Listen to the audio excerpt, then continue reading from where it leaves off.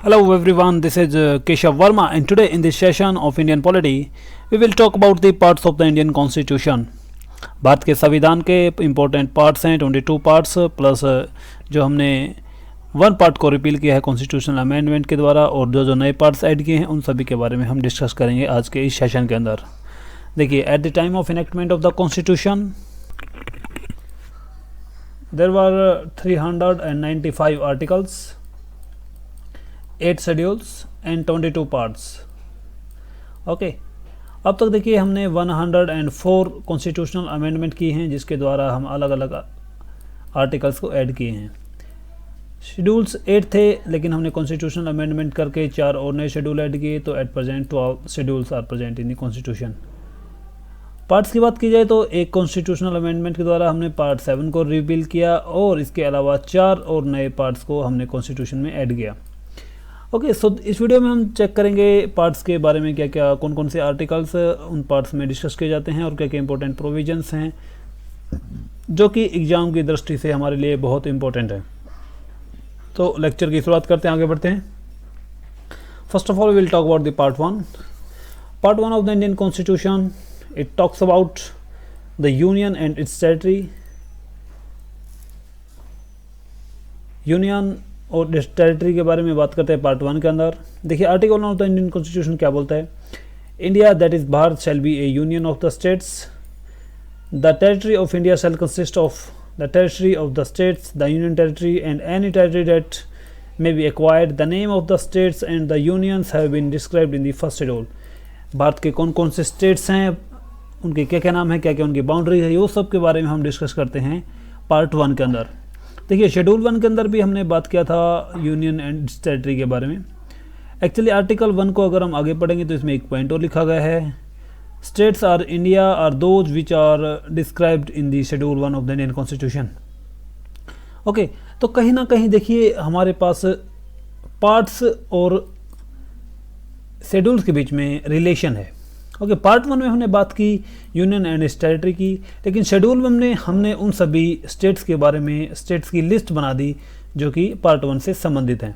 Okay, so basic structure हम constitution की अगर बात करें तो सबसे पहले हमारे पास है अगर संविधान को हम खोलेंगे तो सबसे पहले हमारे पास आता है प्रियम्बल। प्रियम्बल के बाद हैं हमारे पास आर्टिकल्स, आर्टिकल्स के बाद हैं पार्ट्स, और पार्ट्स के बाद जो हमारी स्ट्रक्चर है वो है शेड्यूल्स की। Okay, preamble with the people of India having solemnly resolved to constitute into a sovereign social democratic। Okay, so हम पहले के पार्ट में डिस्कस कर चुके हैं। आर्टिकल 395 आर्टिकल्स के बारे में है। इसके बाद पार्ट्स में इन सभी को अलग अलग सेक्शन में डिवाइड किया है और इसके बाद शेड्यूल्स हैं संविधान के अनुसार।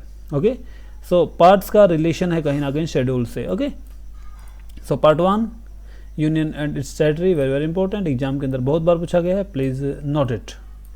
ओके, पार्ट 2 की अगर बात करें, part 2 talks about the citizenship. Okay, see part 1 है जो हमारे पास वो है आर्टिकल नंबर 1 to 4। आर्टिकल 1 से लेकर 4 तक पार्ट 1 में हम डिस्कस करते हैं यूनियन एंड इट्स टेरिटरीज के बारे में। पार्ट 2 सिटीजनशिप के बारे में बात करता है और जो आर्टिकल डील करते हैं वो है 5 to 11।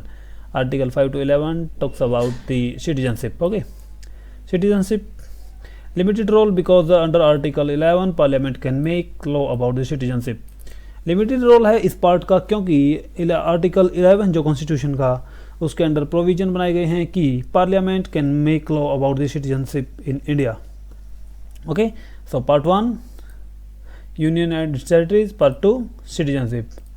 पार्ट 3 के बारे में बात करते हैं। Part 3 talks about the fundamental rights, very very very very important. Exam पे ऑफ से this is the most important topic. Exam के अंदर हर बार यहाँ से एक क्वेश्चन देखने को मिल ही जाता है। सो फंडामेंटल राइट्स की बात की जाए तो these are justiciable. Justiciable mean these can be enforced by the court. In case of violation you can go to the high court और सुप्रीम कोर्ट।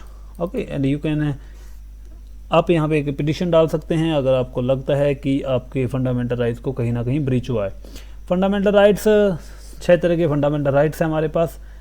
अगर आप देखेंगे यहाँ पे right to equality, right to freedom, right against the exploitation, right to freedom of religion, cultural and education rights, right to constitutional remedies. Right to constitutional remedies को doctor Ambedkar ने बोला था the soul of the constitution, भारतीय संविधान की आत्मा। Doctor Ambedkar ने एक राइट टू कॉन्स्टिट्यूशनल रेमेडीज़, जिसके अंतर्गत अगर आप कॉन्स्टिट्यूशनल फंडामेंटल राइट्स को कोई ब्रीच कर रहा है या उनकी कोई हनन कर रहा है तो आप कोर्ट्स में इसके खिलाफ जा सकते हैं और वहाँ पे सुप्रीम कोर्ट में या हाई कोर्ट में जाके रेट डाल सकते हैं। Okay, so part 3 talks about the fundamental rights. 6 fundamental rights हैं हमारे संविधान के अनुसार। जो 7वां seventh, actually at the time of enactment there were 7 fundamental rights, but by the 44th constitutional amendment, right to property, संपत्ति का अधिकार जो एक फंडामेंटल राइट था उसको हमने ब्रीच किया और उसको आर्टिकल 300A के अंदर हमने एक लीगल राइट बना दिया। Okay, so at present 6 fundamental rights and 7th fundamental right was repealed by the 44th constitutional amendment 1978. So now the part 4. Part 4 talks about the DPSP. DPSP mean Directive Principle of the State Policies. DPSP Directive Principle of the State Policies. Okay, DPSP क्या होता है? Actually ये एक प्रकार की guideline होती हैं जो कि कॉन्स्टिट्यूशन प्रोवाइड करता है टू द स्टेट, राज्यों को ऐसी गाइडलाइंस जिसके द्वारा वो एक कल्याणकारी राज्य का निर्माण कर सके, उनको DPSP या directive principle of the state policies. देखिए, डायरेक्टिव एक प्रकार का एक डायरेक्शन होती हैं, directive principles of the state policy. राज्य जब कोई पॉलिसी बनाएगा तो इन डायरेक्शन का अपने अंदर अपने ध्यान में रख के ये पॉलिसीज बनाएगा। So these are the direction which are given to the state for making the betterment of the state और for the betterment livelihood of the people of the state. Okay, non justiciable है। Non justiciable mean this can not be enforced by the court. अगर state इन DPSP का पालन नहीं करता है तो इसके खिलाफ में हम सुप्रीम कोर्ट या हाई कोर्ट या फिर किसी अन्य कोर्ट में नहीं जा सकते। So these are non justiciable. DPSP को एक्चुअली 3 कैटेगरी में डिवाइड किया गया है, socialistic principles, Gandhian principles and liberal intellectual principles. Okay, जब हम DPSP का टॉपिक पढ़ रहे होंगे तो उस वक्त हम डिटेल में डिस्कस करेंगे। फिलहाल के लिए बात याद रखिए, part 4 talks about the DPSP and these are non-justiciable. Okay, next one, part 4 is very important. Part 4 added by the 44th constitutional amendment in the year 1976. Okay, 1976 में जो 42nd constitutional amendment था, इसी के अंदर सोशल व secular शब्द भी हमने कॉन्स्टिट्यूशन के प्रेम्बल में ऐड किए थे। और 44th constitutional amendment को क्रिटिसाइज किया जाता है as a mini constitution. Please make a note of this point. Mini constitution बोला जाता है 42nd कॉन्स्टिट्यूशनल अमेंडमेंट को, जो कि इंदिरा गांधी जी के द्वारा किया गया था at time of emergency in India. Part 4A में डाला गया हमारे पास फंडामेंटल ड्यूटीज़ को, और there are total 11 fundamental duties in the constitution. Okay, article जो डील करते हैं इसके अंदर 15A of the Indian constitution. Okay, part 4A fundamental duties, very very important from exam point of view. Exam के अंदर बहुत बार पूछा गया है, यहाँ से क्वेश्चन डायरेक्टली आता है कि फंडामेंटल ड्यूटीज़ कितनी हैं और कौन सा पार्ट इससे डील करता है। ओके, तो आर्टिकल भी आप प्लीज़ याद रखिएगा। 51A deals with the fundamental duties. देखिए, पार्ट 4A यहाँ भी आ गया और 51A में भी A आ गया, तो आप प्लीज़ इसका रिलेशन बना के भी याद कर सकते हैं। ओके ओके, सी देखिए, part 1 talks about the union and territory by. देखिए, सिंपल सी स्ट्रक्चर बनाइए। यूनियन हो गया, हमारे पास एक देश हो गया, उसकी टेरिटरीज हैं, उसकी बाउंड्रीज हैं, उसके अंदर सिटीजन्स हैं। पार्ट 2, सिटीजन्स के पास कुछ फंडामेंटल राइट्स हैं।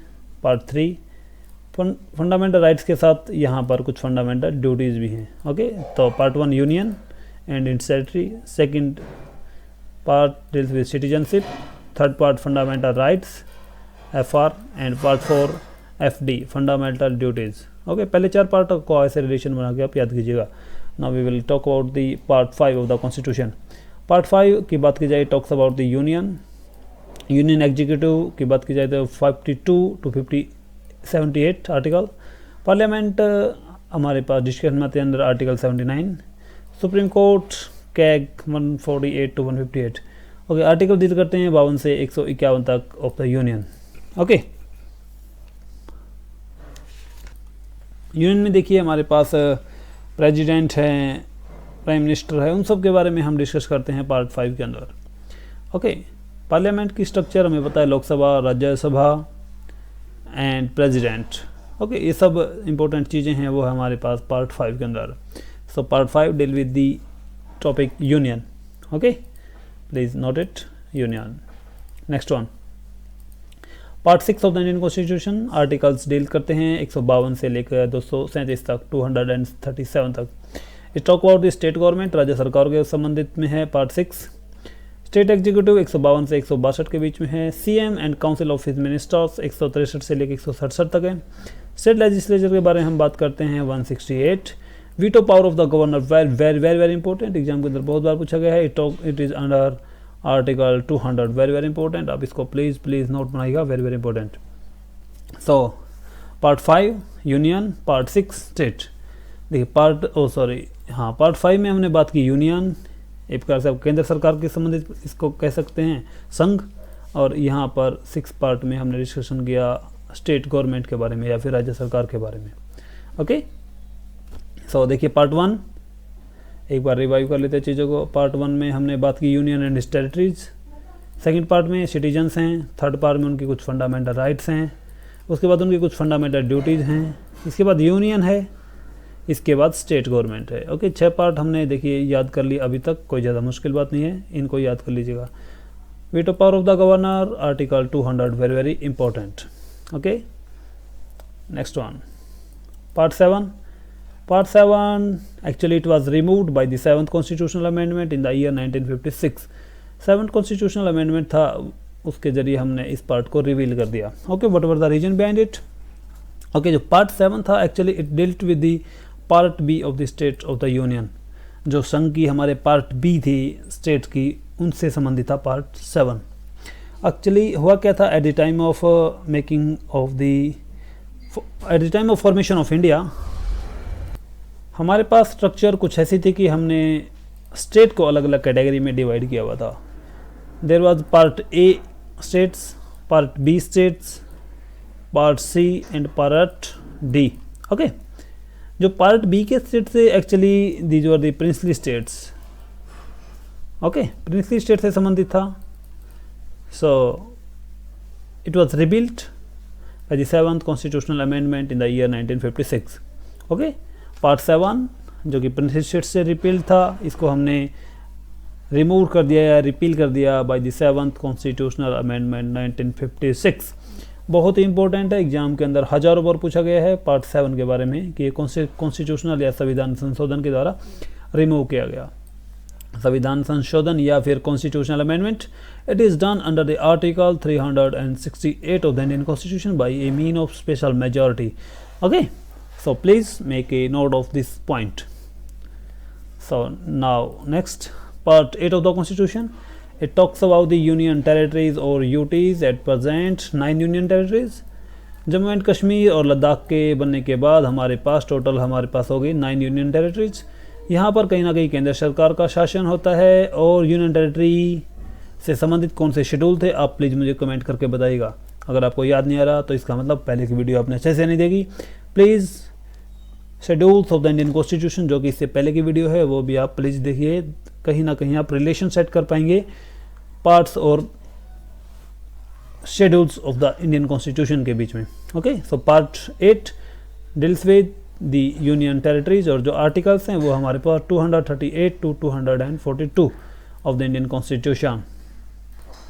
Part 9 of the Indian constitution, it talks about the panchayats. Articles हैं हमारे पास 243 to 243O।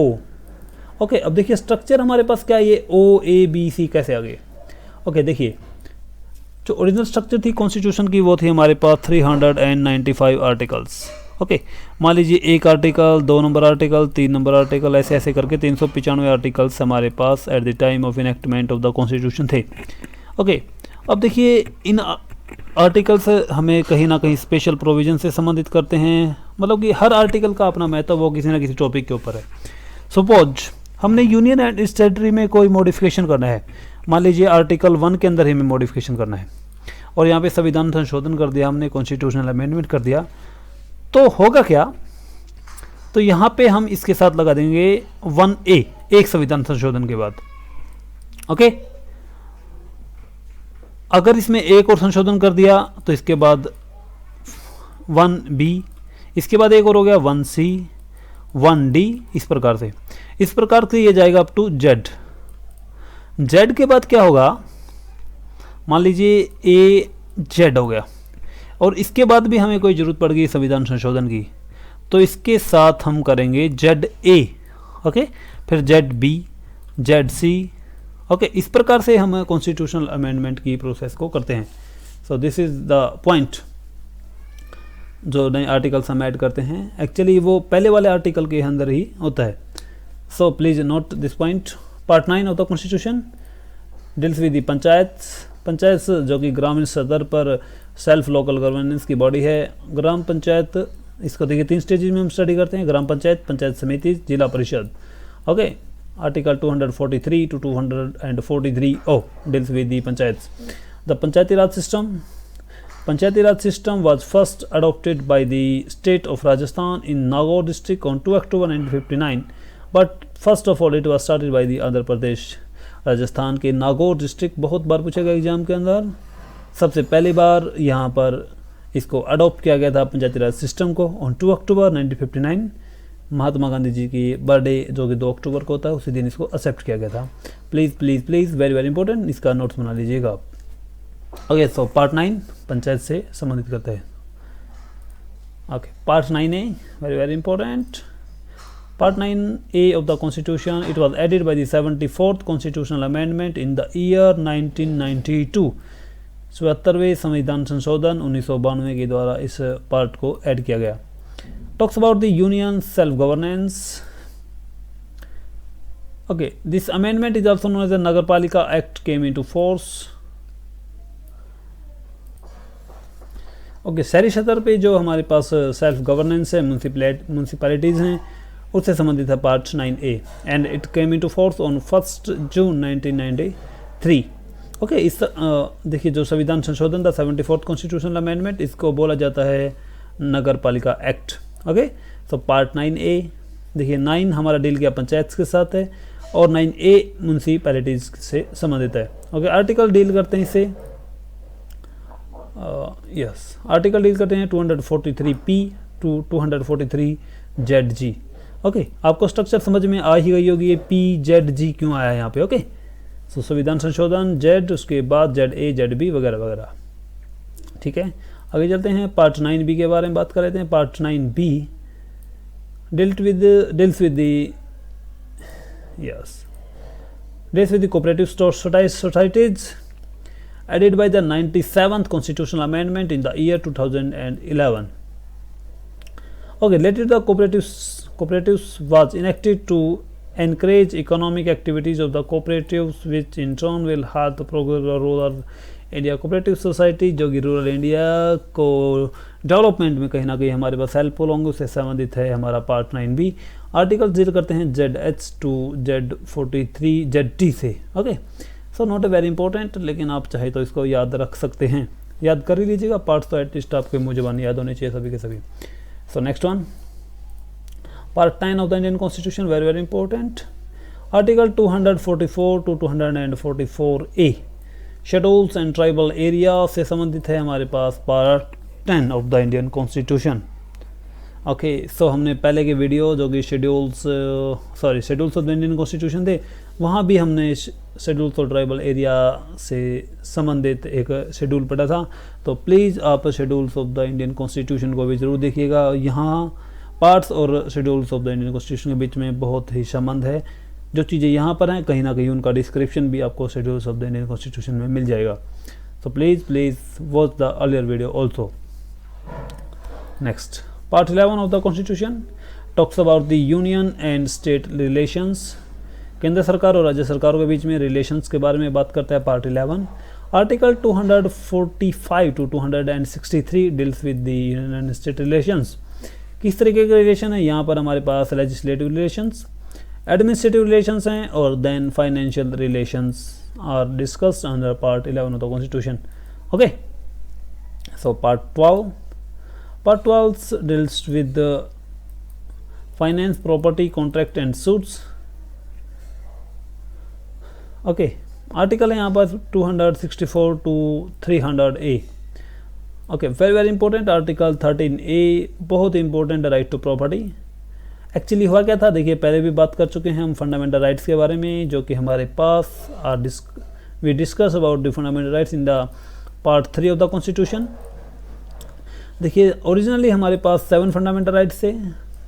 जो राइट टू प्रॉपर्टी है, इसको 44th कॉन्स्टिट्यूशनल अमेंडमेंट 1978 में इसको रिपील किया और इसको आर्टिकल 300A के अंदर एक लीगल राइट बना दिया गया। Okay, legal right, very very important. ये आर्टिकल भी यहाँ पर बहुत बार पूछा गया एग्जाम के अंदर, बहुत बार पूछा गया। प्लीज़ इन सभी पॉइंट्स का नोट्स बना लीजिएगा। देखिए इनफैक्ट जो भी पॉइंट यहाँ पे लिखे हुए हैं सर राइट के अंदर, सभी कहीं ना कहीं एग्जाम के अंदर बहुत बार पूछे गए हैं, तो प्लीज़ कोई भी पॉइंट आप मत छोड़िएगा, एक एक पॉइंट के आप नोट कर लीजिएगा। So article 31A, 300A, it is a legal right now. Okay, and it came into existence by the repeal of right to property, that was a fundamental right. Okay, so part 12, finance, property, contract and suits. Part 13 of the Indian Constitution, article 301 to 307, ये deal करता है trade, commerce and intercourse with in the territory of India, व्यापार से संबंधित है। Part 13 of the constitution, India की territory में किस प्रकार से ट्रेड होगा, कॉमर्स होगा और उन सब चीज़ों के संबंधित प्रोविजंस हैं वो हमारे पास पार्ट 13 के अंदर। ओके, पार्ट 14 की बात की जाए तो ये talk about the services under the union and state, किस प्रकार की सर्विस हैं, ऑल इंडिया सर्विस हैं, स्टेट सर्विसेज हैं, वो सब डिस्कस करते हैं हम पार्ट 14 ऑफ द कॉन्स्टिट्यूशन। अगर आप में से कुछ हो सकता है बड़े एग्जाम्स की तैयारी कर रहे हो तो आपको पता होना चाहिए, आप किस एग्जाम की तैयारी कर रहे हैं, यूपीएससी वगैरह की जो तैयारी कर रहे हैं लोग, उनको पता होना चाहिए कौन से पार्ट में यूपीएससी का जिक्र आता है या फिर ऑल इंडिया सर्विस का जिक्र आता है। तो please part 14 of the constitution, article है हमारे पास डील करते हैं वो 308 टू 328। ओके, 308 से 328, part 14 of the constitution. Next one, part 14A, article हैं 323A से 323B तक, added by the 42nd constitution amendment in the year 1976, related to the tribunals in the sense आप कह सकते हैं जैसे कि NGT है हमारे पास, नेशनल ग्रीन ट्रिब्यूनल्स, इस प्रकार के जो इंपॉर्टेंट ट्रिब्यूनल्स हैं उससे संबंधित करता है part 14 of the Indian constitution. Part 14A, देखिए 14 हमारे पास डील किया ऑल इंडिया सर्विसेज से, part 14A related tribunals. Okay, और it was added by the 42nd constitutional amendment 1976। Okay, constitution amendment process is done under the article 368 by a special majority, और 42nd constitutional amendment को रिसाइज किया जाता है as a mini constitution. ये point हम कई बार डिस्कस कर चुके हैं, तो प्लीज़ आप इसको नोट बना लीजिएगा। पार्ट 15 के बारे में बात कर लें, part 15 of the Indian constitution, article 324 to 329A तक हमारे पास पार्ट 15 के अंदर डिस्कस करते हैं। Very very important part, in this part we discuss about the elections in India. Election में superintendence, direction and control of election process in India, election किस प्रकार से होंगे इंडिया के अंदर, उनकी सुपरिटेंडेंस, डायरेक्शन एंड कंट्रोल, उन सभी पॉइंट्स के बारे में हम डिस्कस करते हैं under part 15 of the Indian constitution. Okay, election commission of the India, article 324 exam के अंदर बहुत बार पूछा गया है कि इलेक्शन कमीशन ऑफ इंडिया का जिक्र कौन से एक अनुच्छेद के अंदर या कौन से एक आर्टिकल के अंदर है, तो your answer is article 324। Okay, next one, part 16 of the constitution, article डील करते हैं 330 से 342 तक, special provision to related to the certain classes, certain caste and tribes shall be represented in the Lok Sabha, the lower house, in India by cameral legislature in proportion to their population। certain caste और tribals हैं उनका जो representation होगा लोकसभा के अंदर, उससे संबंधित कुछ इंपॉर्टेंट प्रोविजन हैं जिसके बारे में हम बात करते हैं part 16 of the Indian constitution के बारे में। Okay, very very important part. Next one, part 17 talks about the official language, state की या राज्य की या फिर नेशन की कौन क्या ऑफिशियल लैंग्वेज होगी, उसके बारे में हम डिस्कस करते हैं part 17 of the constitution. Okay, schedule में भी हमने डिस्कस किया था लैंग्वेजेस का, 22 ऑफिशियल लैंग्वेजेस थी हमारे पास। Schedule number just a second, schedule number 8 के अंदर हमने बात की थी 22 ऑफिशियल लैंग्वेजेस की। यहाँ पर हमारे पास पार्ट 17 है जो कॉन्स्टिट्यूशन का, वो डील करता है ऑफिशियल लैंग्वेजेस के संबंध में। ओके, पार्ट 18 की बात की जाए, part 18 very very important, exam के अंदर बहुत बहुत बहुत बार पूछा गया है, तो प्लीज़ प्लीज़ प्लीज़ आप इसका नोट बना लीजिएगा। एग्जाम के अंदर हज़ारों बार पूछा गया क्वेश्चन यहाँ से। ओके, पार्ट 18 है वो डील करता है इमरजेंसी प्रोविज़न का। आर्टिकल 352 से लेके 360 तक डील करते हैं। आर्टिकल 352 352 आर्टिकल है वो है संबंधित हमारे पास नेशनल इमरजेंसी से। 356 से ये हमारे से डील करता है प्रेसिडेंट रूल, या फिर आप इसको कह सकते हैं, इनफैक्ट कह नहीं सकते, इसको प्रेसिडेंट रूल ही बोला जाता है, या फिर आप जिसको बोलते हैं state emergency. Article 360 360 article deal करता है, ये डील करता है हमारे पास फाइनेंशियल इमरजेंसी से। Okay, 352 national emergency. National emergency mean अगर यहाँ पर कोई वॉर की सिचुएशन है, या फिर सशस्त्र विद्रोह है, या इंटरनल डिस्टर्बेंस है वगैरह वगैरह, तो ये हम डिस्कस करते हैं 352 के अंदर। राज्य की अगर कानून व्यवस्था खराब है, वहाँ पर संवैधानिक तरीके से शासन नहीं चल रहा है, तो राज्यपाल एक रिपोर्ट सबमिट करता है राष्ट्रपति के पास, और राष्ट्रपति इम्प्लीमेंट करता है president rule in this particular state. और भी काफ़ी इंपॉर्टेंट प्रोविजंस है किस किस बेसिस पे प्रेसिडेंट रूल आप लगा सकते हैं, नेशनल इमरजेंसी लगा सकते हैं। खैर वो हमारे आगे के पार्ट में डिस्कशन का है, जब हम पार्ट 18 को डिटेल में डिस्कस कर चुके होंगे तो ये सभी पॉइंट्स भी हमें क्लियर हो जाएंगे, कोई दिक्कत नहीं है। आर्टिकल 360 दैट फाइनेंशियल इमरजेंसी से संबंधित करता है। फाइनेंशियल इमरजेंसी एक प्रकार से आप लिख सकते हैं कि फाइनेंशियल इमरजेंसी में एक्चुअली केंद्र सरकार के पास कुछ स्पेशल राइट को प्रोवाइड करता है, जिसके अंदर जो है आप कह सकते हैं कि काफ़ी चीज़ें कंट्रोल में जाती है पैसे से संबंधित, जैसे कि जो कर्मचारी हैं हर इंडिया के, स्टेट गवर्नमेंट हो या फिर केंद्र सरकार के हों, उनकी सैलरी कम किया जा सकती है, भत्ते कम किए जा सकते हैं, और भी काफ़ी प्रोविजंस हैं जो कि हम आर्टिकल 360 के अंदर डिस्कस करते हैं। तो फिलहाल के लिए याद रखिए part 18 of the Indian constitution deals with the emergency provisions. Very very very very important, exam के अंदर हज़ारों बार पूछा गया है। ये 3 आर्टिकल आप बस याद कर लीजिए इसको, ये राम बाण है, आपको हर जगह क्वेश्चन यहाँ से देखने को मिलेगा। आर्टिकल 352, 56 और 60 and part 18। Now part 19 of the Indian constitution talk miscellaneous products हैं इसके अंदर, not very important. Article 361 to 367 not important. Part 20 of the Indian constitution very very important, amendment process of the Indian constitution, भारतीय संविधान के में संशोधन की जो प्रोसेस है, जिसके बारे में मैं हर बार आपको बोलता हूँ। Article 368 and by a mean of special majority.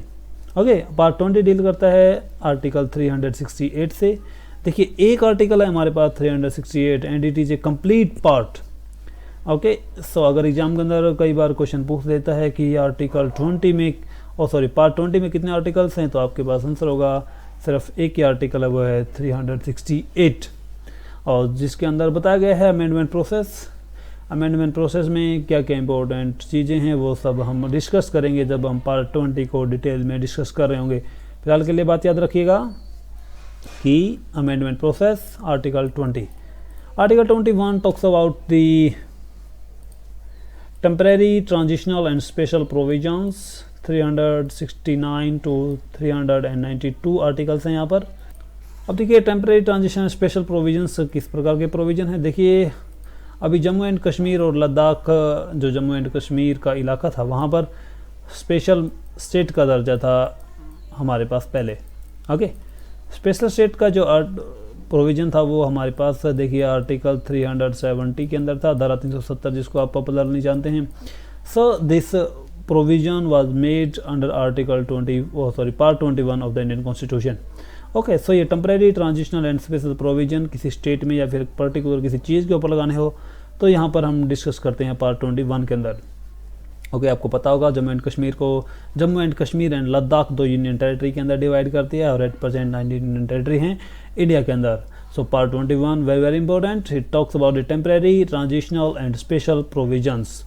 Okay, now the last part of the Indian constitution It talks about the short titles, commencement, authoritative, text in Hindi and रिपील्स।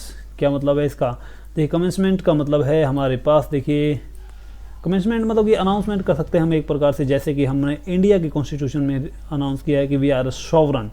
Sovereign mean no one can interfere the in internal matter of India. Bharat के जो मामले हैं या फिर भारत में जो भी कानून वगैरह लागू करने हैं हमें, उसमें किसी और एजेंसी या फिर किसी अन्य राज्य या फिर अन्य देश का यहाँ पर इंटरफेरेंस नहीं हो सकता। सो पार्ट 22 देखिए एक्चुअली इनफैक्ट जो आर्टिकल 395 है, it's is about the commencement. Doctor Ambedkar ने इसको सबसे लास्ट में ऐड किया था आर्टिकल 395 को। ओके, इसके अंदर कमेंसमेंट किया हमने संविधान को एक सोवरन के रूप में। Okay, this is the points of the part 22। So titles, commencement, authoritative, text in Hindi and repeals. Okay, जब हम पार्ट 22 डिस्कस कर रहे होंगे तो उस वक्त भी हम इसको डिटेल में डिस्कस कर रहे होंगे। देखिए अब इसके बारे में मैं ज़्यादा डिटेल में जाऊंगा तो हो सकता है कि ये लेक्चर बहुत ज़्यादा बड़ा हो जाए। फिलहाल के लिए बात याद रखिए, part 22 deals with the short titles, commencement, authoritative, text in Hindi and repeals. Okay, so this is the end of the video. इस वीडियो देखिए थोड़ी सी लेंथी वीडियो ज़रूर है। अब देखिए कई बार क्या है कि लोग शॉर्ट ट्रिक वगैरह से इसको याद करने की कोशिश करते हैं। मैं आपको सुजेस्ट करूंगा कि आप प्लीज़ इसको शॉर्ट ट्रिक्स वगैरह से याद मत कीजिए, क्योंकि एग्ज़ाम में जब मेंटली प्रेशर होता है बंदे का तो यही शॉर्ट ट्रिक इंसान को मरवाते हैं। तो प्लीज़ आप इसको वीडियो को बार बार देखिए, 2 से 3 बार देखेंगे तो आपको सभी पार्ट्स याद हो जाएंगे अच्छे से। ओके, फिर भी अगर कोई डाउट है आपका, कोई शंका है मन में, तो प्लीज़ आप कमेंट करके बताइएगा। और अभी तक आपने अगर चैनल को सब्सक्राइब नहीं किया है तो प्लीज़ चैनल को सब्सक्राइब कर लीजिए, ताकि आप अपनी पढ़ाई सुचारू रूप से चालू कर सकें, ताकि आपको हर वीडियो की नोटिफिकेशन मिल सके। ओके, और भी अगर आपकी कोई समस्या है या फिर कोई इसी प्रकार का डाउट है या फिर कोई भी बात आप शेयर करना चाहते तो प्लीज़ आप कमेंट सेक्शन में बात कर सकते हैं। So this is the end of the video. Thank you very much and keep learning. सीखते रहिएगा प्लीज़।